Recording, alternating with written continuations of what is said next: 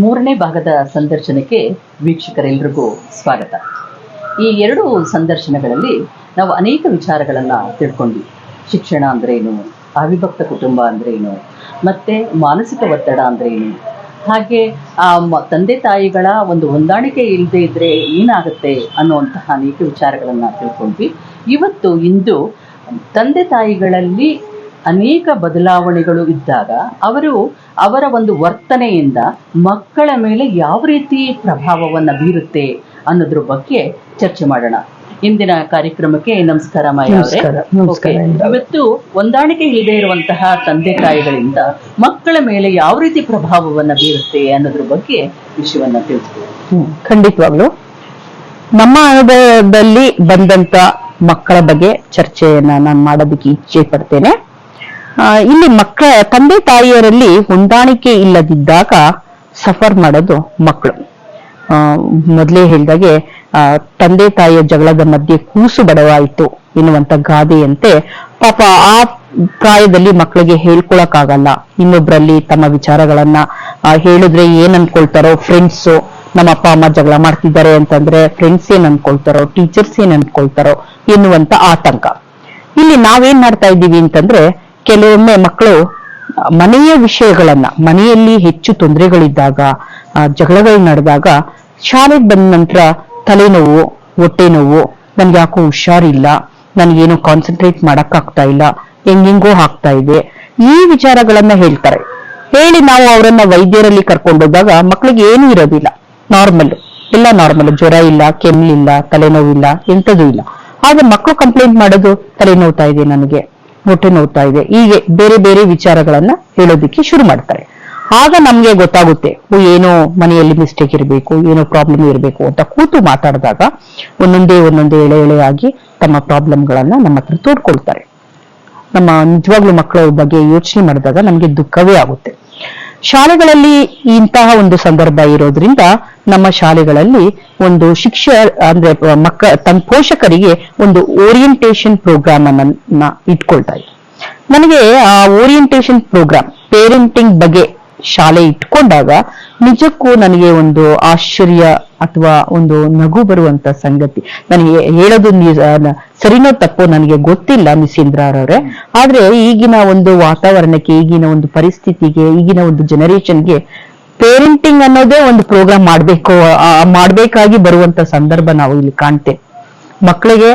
ಮಕ್ಕಳಾಗಿರೋದಕ್ಕೆ ಒಂದು ಓರಿಯಂಟೇಶನ್ ಮಾಡಿದ್ರೆ, ಪೇರೆಂಟ್ಸ್ಗೆ ನೀವು ಪೇರೆಂಟ್ಸ್ ಆಗಿರಿ ಅನ್ನೋದಕ್ಕೆ ಒಂದು ಓರಿಯಂಟೇಶನ್ ಮಾಡ್ತಾ ಇದ್ದೀವಿ. ಅಲ್ಲಿ ಎಲ್ಲಾ ಪೋಷಕರನ್ನ ಕರೆಸಿ, ಒಬ್ರು ರಿಸೋರ್ಸ್ ಪರ್ಸನ್ ಅನ್ನ ಕರೆಸಿ ಹೇಗೆ ಪೇರೆಂಟಿಂಗ್ ಮಾಡಬೇಕು. ಇದು ರಾಜ್ಯ ಸರ್ಕಾರದ ಆದೇಶನ ಅಥವಾ ನಾವು ಶಾಲಾ? ಇಲ್ಲ, ಇದು ನನ್ನ ಮಟ್ಟಿಗೆ ಇದು ಶಾಲಾ ಮಟ್ಟದಲ್ಲಿ ನಮ್ಮ ಒಂದು ಶಾಲೆಗಳು ಅಳವಡಿಸ್ಕೊಳ್ತಾರೆ. ಅಂದ್ರೆ ಆಡಳಿತ ವರ್ಗ ಆಯ್ತು ಪೇರೆಂಟಿಂಗ್ ಮಾಡೋದಿಕ್ಕೂ. ಯಾಕೆಂದ್ರೆ ಹೆಚ್ಚು ಸಮಸ್ಯೆಗಳು ಬರ್ತಾ ಇವೆ, ಈಗ ಹೊಸ ಸಮಸ್ಯೆಗಳು ಉದ್ಭವ ಆಗ್ತಾ ಇದೆ. ಪೇರೆಂಟ್ಸ್ ಅನ್ನ ಮಾತಾಡ್ಸಿದ್ರೆ ಮಕ್ಕಳ ಬಗ್ಗೆ 108 ಸಮಸ್ಯೆ ಹೇಳ್ತಾರೆ, ಮಕ್ಕಳನ್ನ ಮಾತಾಡ್ಸಿದ್ರೆ ಪೇರೆಂಟ್ಸ್ ಬಗ್ಗೆ 108 ಸಮಸ್ಯೆಗಳನ್ನ ತೋಡ್ಕೊಳ್ತಾ ಇದ್ದಾರೆ. ಅದಕ್ಕೀಗ ಪೇರೆಂಟಿಂಗ್ಗೆ ಅಂತಾನೆ ಒಂದು ಓರಿಯಂಟೇಶನ್ ಅನ್ನ ಹಮ್ಮಿಕೊಳ್ತಾ ಇದ್ದೀವಿ. ವರ್ಷದ ಮೊದಲನೆಯ ತಿಂಗಳಲ್ಲಿ ಪೇರೆಂಟ್ಸ್ ಅನ್ನ, ಪೋಷಕರನ್ನೆಲ್ಲ ಕರೆಸಿ ಮಕ್ಕಳನ್ನ ಹೇಗೆ ನೋಡ್ಕೊಬೇಕು, ಹೇಗೆ ಹ್ಯಾಂಡಲ್ ಮಾಡಬೇಕು ಅನ್ನೋದೇ ಒಂದು ಪ್ರೋಗ್ರಾಮ್ ಅನ್ನ ಹಮ್ಮಿಕೊಂಡಿದ್ದೀರಾ. ಹೇಳ ಬಯಸ್ತೀನಿ ಅಂತಂದ್ರೆ, ತಂದೆ ತಾಯಿ ಮತ್ತು ಮಕ್ಕಳ ವಯಸ್ಸಿನ ಅಂತರ ಮತ್ತು ಶಿಕ್ಷಕರು ಮತ್ತು ವಿದ್ಯಾರ್ಥಿಗಳ ವಯಸ್ಸಿನ ಅಂತರ ಎಲ್ಲವೂ ಇಲ್ಲಿ ಮ್ಯಾಟರ್ಸ್ ಆಗುತ್ತೆ. ಯಾಕೆಂದರೆ ನಾನು ಮೊದಲೇ ಹೇಳಿದಾಗೆ ನಾವು ಜನರೇಷನ್ ಬೂಮರ್ಸ್, ಈಗ ನಾವು ಟೀಚ್ ಮಾಡ್ತಾ ಇರೋದು ಜನರೇಷನ್ ಝೆನ್, ಇದ್ರ ಮಧ್ಯೆ ಜನರೇಷನ್ ಮಿಲಿಯನ್ಸ್ ಅಂತ ಇದೆ. ಅಂದರೆ ಎಷ್ಟು ವರ್ಷಗಳ ಅಂತರ ಇರಬಹುದು ಅನ್ನೋದನ್ನ ಯೋಚನೆ ಮಾಡಿ. ಎರಡನೇದು ಶಿಕ್ಷಣ ಪದ್ಧತಿ. ಅದನ್ನು ತಗೊಂಡಾಗ ಪ್ರತಿಯೊಂದು 10 ವರ್ಷಕ್ಕೂ ಶಿಕ್ಷಣ ಪದ್ಧತಿ ಚೇಂಜ್ ಆಗಲೇಬೇಕು. ಆದರೆ ಆಗ್ತಾ ಇಲ್ಲ, ನಿಯಮದಂತೆ ಆಗ್ತಾ ಇಲ್ಲ. ಯಾಕೆಂದರೆ ಪ್ರತಿ 10 ವರ್ಷದ ಡೆಕೇಡ್ ಅಂತ ನಾವು ಏನು ಹೇಳ್ತೀವಿ, ಆ ಮಕ್ಕಳಿಗೂ ಮುಂದಿನ ಪೀಳಿಗೆಗೂ ವ್ಯತ್ಯಾಸ ಖಂಡಿತವಾಗ್ಲೂ ಇರುತ್ತೆ. ಅವರ ಅನುಗುಣವಾಗಿ ಶಿಕ್ಷಣ ಪದ್ಧತಿ ಬದಲಾಗಬೇಕು. ಅದು ಬದಲಾಗ್ತಾ ಇಲ್ಲ. ಅಂದರೆ ಮೊದಲು ಟ್ರೈಮಿಸ್ಟರ್ ಆಯಿತು, ಸೆಮಿಸ್ಟರ್ ಆಯಿತು, ಈಗ ಆನ್ಯುವಲ್ ಪ್ಯಾಟ್ರನ್ ಆಗ್ತಿದೆ. ಇದು ಮಕ್ಕಳ ಮೇಲೆ ಟ್ರಯಲ್ ಆ್ಯಂಡ್ ಎರರ್ ಅನ್ನುವಂತೆ, ಇದು ಮಾಡಿದ್ರೆ ಹೀಗಿರ್ಬೋದಾ, ಅದು ಮಾಡಿದ್ರೆ ಹಾಗಿರ್ಬೋದಾ ಅಂತ ಒಂದು ಪ್ರಯತ್ನವನ್ನು ಪಡ್ತಾ ಇದ್ದಾರೆ. ಅದು ಒಂದು ಪ್ರಭಾವವನ್ನು ಬೀಳೋದಕ್ಕೆ ಸಾಧ್ಯ. ಆಮೇಲೆ ಇನ್ನೊಂದು ಏನು ಅಂತಂದರೆ, ಹೇಗೆ ಪೋಷಕರಿಗೆ ಓರಿಯಂಟೇಷನ್ ಇದೆ, ಶಿಕ್ಷಕರಿಗೂ ಪ್ರತಿ ವರ್ಷ ಓರಿಯಂಟೇಷನನ್ನು ಮಾಡಲೇಬೇಕು. ಸರ್ಕಾರದವರಾಗಲಿ ಮ್ಯಾನೇಜ್ಮೆಂಟವರಾಗಲಿ. ಯಾಕೆಂದರೆ ನಮ್ಮ ನಾಲೆಜನ್ನು ನಾವು ಅಪ್ಡೇಟ್ ಮಾಡ್ಕೊಳ್ಬೇಕು. ನಮ್ಮ ನಾಲೆಜ್, ಶಿಕ್ಷಕರ ನಾಲೆಜ್ ಅಪ್ಡೇಟ್ ಆಗದೆ ಹೋದರೆ ನಾವು ಔಟ್ಡೇಟೆಡ್ ಆಗೋಗ್ತೀವಿ. ಮಕ್ಕಳು ಟೆಕ್ನಾಲಜಿಲಿ ಎಷ್ಟು ಮುಂದುವರೆದಿದ್ದಾರೆ ಅಂದರೆ ನಮಗೆ ಆಶ್ಚರ್ಯ ಆಗುತ್ತೆ. ಒಂದು ಮೊಬೈಲಿನ ವಿಷಯ ಆಗಲಿ, ಲ್ಯಾಪ್ಟಾಪಿನ ವಿಷಯ ಆಗಲಿ, ಕೆಲವೊಂದು ಸತಿ ನಾವು ಮಕ್ಕಳ ಹತ್ರ ಕೇಳ್ತೀವಿ, ಇದು ಹೀಗೆ ಮಾಡ್ಬೋದಾ, ಇದು ಹೇಗೆ ಮಾಡಬೇಕು ಅಂತ ಕೇಳಿದ್ರೆ ಪಟ ಪಟ ಅಂತ ಒಂದು ನಿಮಿಷದಲ್ಲಿ ಟೆಕ್ನಾಲಜಿನ ನಮಗೆ ಕಲಿಸ್ಕೊಡ್ತಾರೆ. ಅಷ್ಟು ಒಂದು ಏನು ಹೇಳಬೇಕು, ಮಾಹಿತಿ ಒಂದು ಮರ್ಕ್ಯುರಿ ಮಕ್ಕಳಿಗಿನ ಕಾಲದಲ್ಲಿ ಮಾಹಿತಿ ತಂತ್ರಜ್ಞಾನನೂ ಬೀರಿದೆ, ಕಲಿಬೇಕು ಅನ್ನುವಂಥ ಇಚ್ಛೆ ಅವರಲ್ಲಿ, ಆಸಕ್ತಿ ಇದೆ. ಮತ್ತು ಎಲ್ಲದರಲ್ಲೂ ಚಾಲೆಂಜಿಂಗ್ ಮೈಂಡ್ ಇರುವಂಥ ಒಂದು, ನಾನು ಹೇಳ್ತೀನಲ್ಲ, ಒಂದು ಪಾದರಸದಂತೆ ಇರುವಂಥ ಮಕ್ಕಳು. ಅಂತಹ ಮಕ್ಕಳನ್ನು ನಾವು ನಮ್ಮ ಥರ ಆಗಿ ಅಥವಾ ಪೋಷಕರ ಥರ ಆಗಿ ಅಂತ ಹೇಳೋದು ನಿಜವಾಗ್ಲೂ ಮೂರ್ಖತನ ಅನಿಸುತ್ತೆ. ಪೋಷಕರು ಹೇಳ್ತಾರೆ, ನಾನು ಹೀಗಿದೆ ಮೇಡಮ್, ಇವರು ಮಗು ಹೀಗಿಲ್ಲ, ಯಾಕೆ ನಮ್ಮದೇ ಒಂದು ಜೆರಾಕ್ಸ್ ಕಾಪಿನ ಬಯಸ್ತೇವೆ ನಾವು? ಬೇಡ. ಮಕ್ಕಳನ್ನ ಪಾಡಕ್ಕೆ ಈಗಿನ ಒಂದು ಜನರೇಷನ್ ಅನುಗುಣವಾಗಿ, ಈಗಿನ ಪರಿಸ್ಥಿತಿಯ ಅನುಗುಣವಾಗಿ ಬೆಳೆಯೋದಕ್ಕೆ ನಾವು ಆಸ್ಪದವನ್ನು ಮಾಡಿಕೊಡೋಣ. ಮಾರ್ಕ್ಸ್ ಒಂದೇ ಅಲ್ಲ ಮುಖ್ಯ, ಮಗುವಿನ ಒಂದು ಆಲ್ರೌಂಡ್ ಡೆವಲಪ್ಮೆಂಟ್ ಆಗಬೇಕಷ್ಟೇ. ಮಕ್ಕಳನ್ನು ನಾನು ಹೇಳೋದು, ನಾನು ಪೋಷಕರಿಗೆ ಯಾವಾಗಲೂ ಒಂದು ಕಿವಿ ಮಾತನ್ನು ಹೇಳ್ತೀನಿ. ಒಂದು ವಯಸ್ಸಲ್ಲಿ ಅಂದರೆ ಮಗು ಮೊದಲನೇ ವಯಸ್ಸಿದ್ದಾಗ, ಒಂದು ವಯಸ್ಸಾದಾಗ ಅಲ್ಲಿಂದ ಒಂದು 9ನೇ ಕ್ಲಾಸ್ವರೆಗೆ ಮಕ್ಕಳನ್ನು ಆರ್ಡರಲ್ಲಿ ಹಾಕಿ ಏನು ಮಾಡ್ತಿದ್ದಾರೆ, ಎಲ್ಲಿ ಹೋಗ್ತಾ ಇದ್ದಾರೆ, ಅವ್ರ ಫ್ರೆಂಡ್ ಸರ್ಕಲ್ ಹೇಗಿದೆ, ಯಾವ ಫ್ರೆಂಡ್ಸ್ ಇದ್ದಾರೆ, ಇದನ್ನು ಟ್ರ್ಯಾಕ್ ಮಾಡ್ತಾ ಹೋಗಬೇಕು ನಾವು ಅವ್ರ 10ನೇ ಕ್ಲಾಸ್ ರೀಚ್ ಆಗೋ ತನಕ.